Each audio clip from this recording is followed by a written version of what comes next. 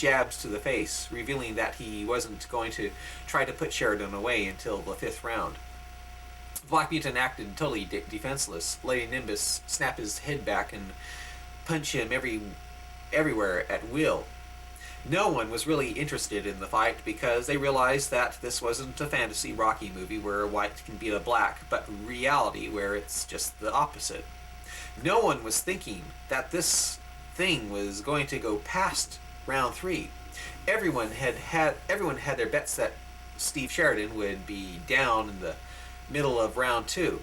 Suddenly, like Rocky in the first movie, white honky Sheridan landed a haymaker on the jaw of Nimbus, sending Nimbus tumbling onto his back. Nimbus turned over and staggered about on his stomach. The mutant acted stupid like Rocky in the first movie and acted like he didn't know what corner to go to from the now incredibly excited crowd. Everyone was shocked and astounded. The great white dope is now the great white hope, again shouted an excited reporter. All over the earth, the news that a little honky had just downed the best black fighter of all time caused everyone to tune into HBO, the one channel that was broadcasting it. Everyone, including the crew of Mutania. Nimbus would have lost right there and would have been counted out, but the mutant planned it out that he would act stupid and delay going to the corner so Nimbus could get on his feet. Nimbus looked shocked. With terror and a surprised look on his face, he charged in on Steve Sheridan to put him away before he could land another bomb on him like that again. Nimbus was hitting his counterfeit opponent with his strongest punches. The Black Mutant looked as though Nimbus had knocked him into no man's land, when in actuality it was all an act. Nimbus backed the strange, dazed, glassy-eyed man up into the corner and began bashing Sheridan with his strongest right crosses right into the temple of the Black Mutant. That actually almost did knock the Black Mutant out. The Black Mutant had his eyes closed and his hands up to his sides like he was about to fall. The crowd was going wild. An uppercut from a left hook snapped Steve Sheridan's head back and staggered him 6 feet back. So good a job was the mutant doing at looking out of it that the referee was coming in to stop the black. So good was Sheridan looking like he was about ready to go down that the referee came in to stop the fight. Seeing that, the Black Mutant quickly came to and bashed Nimbus across the jaw again, knocking him cold onto his back again. The Black Mutant acted dazed and stupid. He sat down in the wrong corner to keep the referee from counting Nimbus out. A minute went by, and Nimbus finally regained consciousness and stumbled onto his feet. The mutant put on an insane, crazy stare on Sheridan's face and began pursuing Nimbus around the ring. The bell for round 1 ended. Between round 1 and 2, everyone was going wild. No one knew what to think of the little unknown underdog. They were mostly shocked to see a Rocky movie come true. In the second round, the Black Mutant began pursuing the terrified Nimbus around the ring again. What was so shocking and creepy about it was that Sheridan had his gloves behind his back and was leading with his insane smiling face out in the open, letting the frightened Nimbus peck shy jabs at it. The Black Mutant started acting like the jabs were hurting him to build Nimbus's confidence. Nimbus started hitting the counterfeit with all he had, right into the crazy smiling white face. Everyone was shocked. Sheridan wasn't bloody and bruised at all, and he was known for being a bleeder. A shocked announcer shouted on the TV, "This all proves that the movie Rocky wasn't a farce when it showed someone functioning under haymakers." Suddenly, a horrifying thing happened. The black mutant backed the champ up against the ropes, then began punching him in the midsection, shattering his ribs, and giving him internal damage. It sounded like a cannon going off. So violent were the punches that the Nimbus bent over unconscious. So violent were the punches that Nimbus bent over unconscious. The mutant smiled, put all his power into his right, then swung up, hitting Nimbus under the chin. So powerful was the punch that it knocked off his head and sent it hitting the ceiling. When the head landed near the outer part of the ring, the black mutant walked up to it and impersonated Rocky when he picked it up. He held it over his head and said, sounding like Rocky, "Yo, Adrian, I did it!" The police quickly ran up into the ring and carried the black mutant away at gunpoint. Everyone was shocked. Newton looked at his crew and said with terror in his voice, "I think we have arrived a little too late."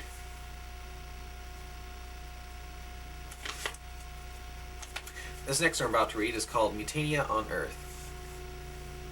On board Mutania, Newton's crew decided to beam down on Earth after they'd searched the orbit of Earth for Blacktania. After 2 days of not being able to find it, Newton, Matt Mason, Sheena, and Sergeant Storm beamed down in the back alley of an Italian town.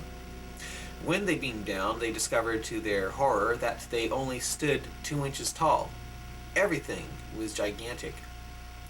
Newton asked a frightened Storm, "Either the Guardian of All Forever sent us into a universe where the Earth is known as the land of the giants, or we never grew back to our normal size from the size change machine." Newton's eyes widened with enlightenment. He then shouted, "We never used the size change machine to turn us back to normal. No wonder all our instruments haven't been functioning right. How long have we been in this shrunken state?" "How long have we been in this shrunken state?" asked Sheena. "Since we were about to enter the doorway of the Guardian of All Forevers." No wonder Blacktania's weapon power destroyed us like that. Blacktania's weapons aren't strong after all. It's just that they seem strong because we were smaller. Suddenly Newton's crew gasped in horror to see a gigantic alley cat looking at them and getting ready to pounce. Sheena screamed. Newton shouted, "Phaser on kill." The cat looked as though it was as big as a small office building. It then charged at them. "Fire!" shouted Newton. He, Mason, and Storm fired their phasers, hitting the cat in the chest. The animal instantly burst into flames, gave out a loud, thunderous cry of agony, and went tumbling and crashing toward the crew. "Look out!" screamed Newton. His crew quickly leaped out of the way as the gigantic burning wreckage of a dead cat went tumbling and rumbling over them. Newton quickly plunged into the cat as it flipped over his crew and tumbled onto its fiery side. The whole nightmarish scene seemed like an eternity, but Newton's mutant strength and flying powers saved the life of his crew. Only the soft part of the cat fell upon them. Newton flew up to Mason, who laid crumpled in agony with the gigantic burning cat corpse laying 2 feet from him. To him, it seemed like a quarter of a block away. Newton had Mason beamed up immediately. He should have had himself, Sheena, and Storm to be beamed up. Also, because suddenly the sunlight was blacked out by a gigantic 100-foot Italian child who was smiling and looking down at the burning cat. Newton wiped. Newton whispered to his crew, January 31st, 1991. And this book I'm about to read to you is part two. This tape is part two of the book. What I'm about to read to you is my novel, Newton in the 20th Century, part two. And the story I'm reading to you is called. This is also part two of the story, Newtin on Earth, and it's a pretty good story. So I'll get to it. Yeah.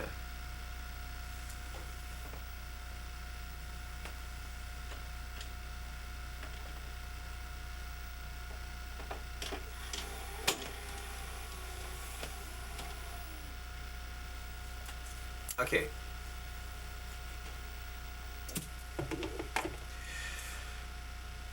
Suddenly the light was blacked out by a gigantic 100-foot tall Italian child who was smiling, looking down at the burning cat. Newton whispered to his crew, "Don't move. Maybe he won't notice us." Newton's crew were scared out of their wits. They didn't know if they should run, fire a stun phaser, or beam, fun phaser, beam, or try to call the ship. The boy said, "Toys," in his language, meaning toys, and happily picked up Newton and his crew, putting them in his pouch. An hour later, the boy took Newton and his now bruised and battered crew out of his pocket and then put them on his table. The boy was astounded to see how lifelike they were. His family saw them and became astounded also. Suddenly, the front door of the boy's house exploded. He and his parents leaped to their feet in terror to see a large saucer-shaped object the size of a house hovering outside their door. Mutania flew up over the house, apartment, turned invisible, then beamed up Newton and his two members and the two others. On the bridge, Newton shouted to Obakoba angrily, "Why in the hell did you do it that way? You could have possibly changed time. Why didn't you just beam us up?" Obakoba smiled and said, "I'm sorry, Newton. I thought this would make a good Inquire story." Newton yelled at Obakoba to never do something like that again.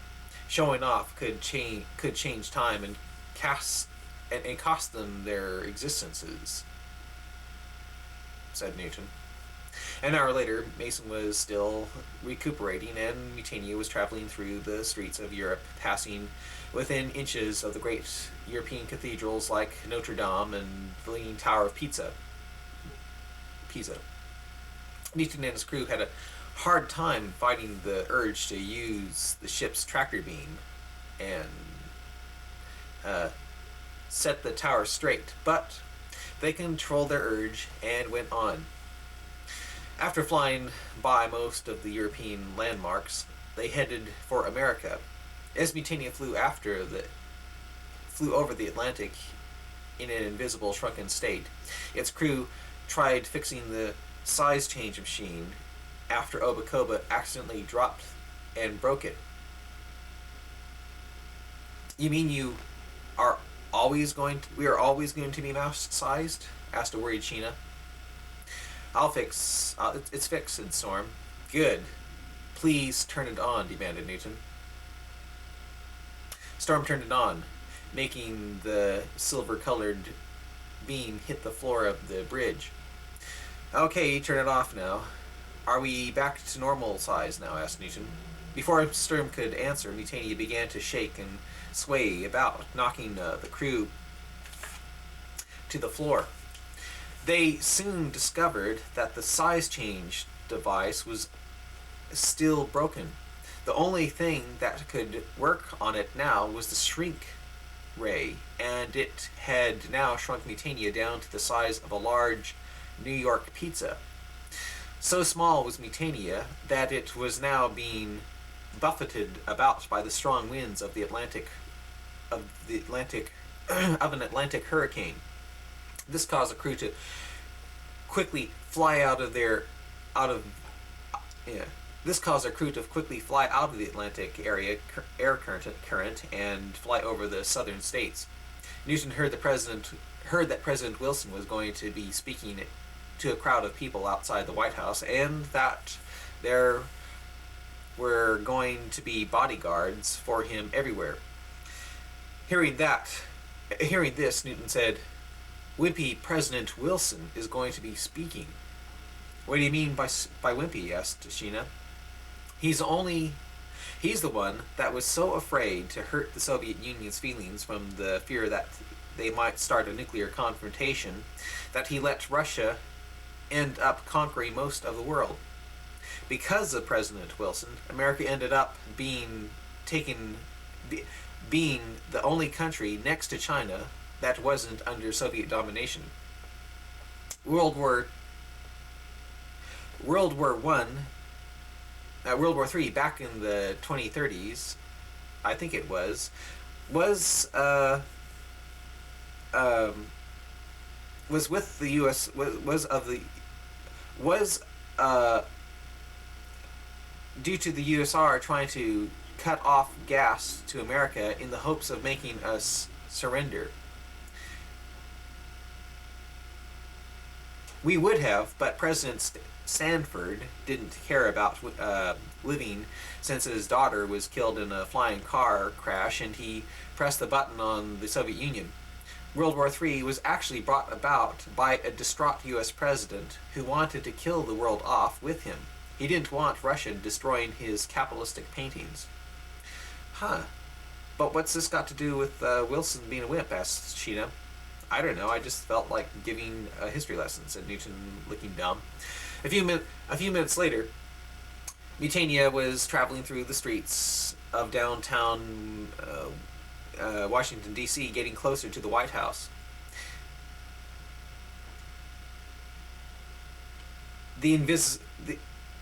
With the ship being invisible, it made it to the White House lawn unseen. Its crew watched all the people chasing the Mutiny crew watched all the people cheering the president as he gave a long, boring speech about how well he was freeing the world of nuclear arms. Everyone cheered. Someone in the audience wasn't pleased enough, though. He shouted out in a semi-Russian accent, "You're not doing it fast enough." Everyone cheered the unknown man, who was from the KGB. "Well, I got rid of SDI for you, didn't I?" whined Wilson, looking scared and frightened like a wimpy, nervous mouse. Everyone cheered Wilson when Wilson brought up that fact. Newton got an idea to bring Mutiny in closer. "Why?" asked Storm. "I want to see if what he is saying is being broadcast to him into his hearing aid." Wilson wore a hearing aid? Wilson wore a hearing aid? Asked Long. He looks like he's in his early 40s, though. He got it when swimming. Right, Newton? Asked Mason. Yes, and according to history, the Russians used his hearing aid to tell the American people what they wanted him to say. So, I want to see if he can see. I want to see if we can see for ourselves that little history maker of his. It went down in history as the great string that helped conquer democracy. A few seconds later, and the invisible shrunken Mutania floated 2 feet away from the ear of President Wilson. The hearing aid filled the viewing screen. Newton smiled and asked, Let's see if the little buggers are using the hearing aid speaker to tell our old president what the Soviets want him to say." Doug Davis. Beam the sound waves into the bridge. This could be interesting. The space microphone is on, Newton. Then turn it on, please, Doug. Davis. Switching, said Davis. When the microphone turned on, a Russian voice was heard saying, "The Russians have proposed to eliminate all their long-range missiles if we are willing to get rid of our Polaris subs." Wilson then repeated what was broadcast to him by the KGB. The KGB then said, "I think that is good idea, and plan to take up their proposal." "I think that is a good idea, and plan to take up their proposal," repeated frightened, wimpy President Wilson in his shaky Walter Mondale voice, making everyone in the crowd cheer. The crew of Mutania couldn't stand to watch what was going on, realizing that nuclear war, realizing the nuclear war that was going to be brought about by this Soviet puppet. "Isn't there anything we can do, Newton? Isn't there anything we can do, Newton?" asked an angry Major Matt Mason. The KGB officer's voice then said, Due to the spy from Israel spying on America, we are no longer sending military aid to Israel. Israel will have to contend with Syria and Iraq on its own. Wilson looked about with his frightened, shifty eyes. He then said with the voice in the hearing aid. He then said what the voice in the hearing aid told him to say. "That does it," shouted an angry Newton. "It's about time Wilson had a day's worth of freedom. Mr. Davis, destroy that little hearing aid of his with an invisible phaser. That should be that should that should be the right strength to knock off the hearing aid speaker." A minute later, and suddenly Wilson heard a long bonging sound in his ear, followed by a little pain. The people in the crowd looked confused when they saw a little smoke come out of his ear. What's going on?" asked Wilson, looking like he was going to cry. Suddenly, Newton said, sounding like the KGB officer that was broadcasting to the hearing aid, I'm nothing but a stupid, mindless puppet being controlled by people who can manipulate me by fear. I am nothing but a mindless, airheaded puppet helping to bring about the end of civilization." Hearing that, Wilson didn't know how to respond. He just broke down and, like the little he was, let out all his sobbing gay emotions. Let all his sobbing gay emotions come out. The crowd didn't know what to think. "Is he having a nervous breakdown?" some asked. Suddenly the president wanted to hide his face from his embarrassment. He felt so ashamed that he ran to get away from the crowd, and, to the sudden shock of the crew of Mutania, bashed